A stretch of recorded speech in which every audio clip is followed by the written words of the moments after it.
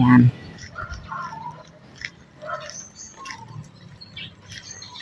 Nandito na po kami. Nandito na po ako sa may street namin.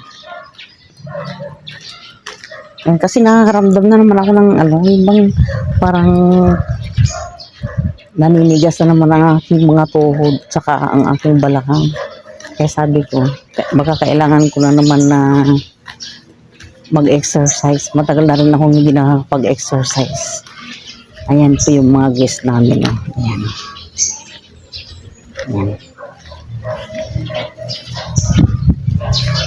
Hindi ako magpapahalata na ano po yung may-ari.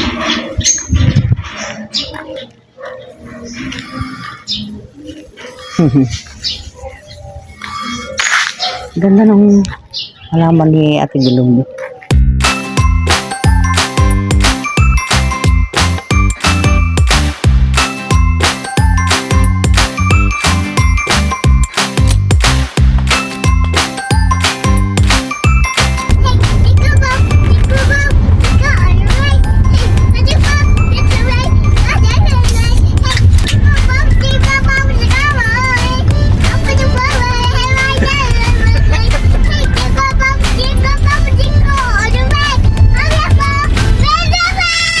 Okay.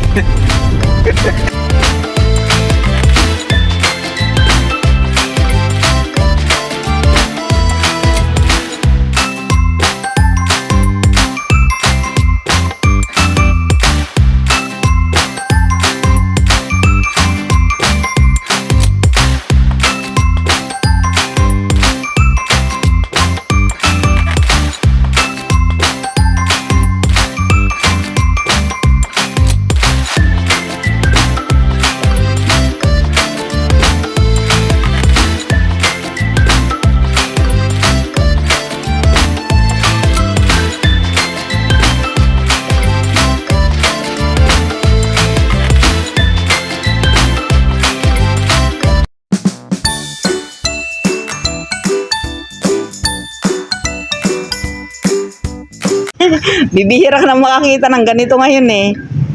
Ayan na. Kulungan ng manok. May ganito rin kasi yung lola ko noon eh. Yan, teka. Yan. Teka, ilapag ko muna, ibibidyo ko. Para ano. Ba't yan? Di sa malinis. Okay na yan. Ayan, no? Ganito pala yun. Ilalagay niya dito ilagay mo yung... Gaganon niya yung kutsilyo.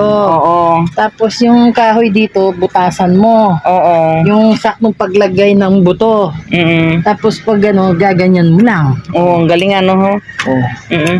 May isang baso na akong bunga ng kasi dun eh. Galing oh. Ito ho ang ginagamit nyo sa lutuan ninyo ng ano? Pagkain, oo. Masipag ka lang na. Oo. Pagawa ko dun sa ano. Oo, masipag ka lang na mag-is-is ng kaldero. Oo. Ba't ka pa maggagasol? Ano ho? Yun ang panawa ko. Ayan, patingin. Pinagawa ko. Ito 350 daw. Oo.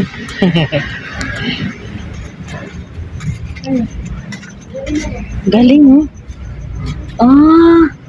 Oo. Gaduro mo? Galing. Gaduro mo na itang geta? Oo. Ano Ganun, no? po ba ito? Yan. Saan ka pa? Mga 2 patong pa. Kasi nakaisa na siya eh. Ayan ang pampalakas naman niya oh, habang nagpipintura. Oh, saan ka pa?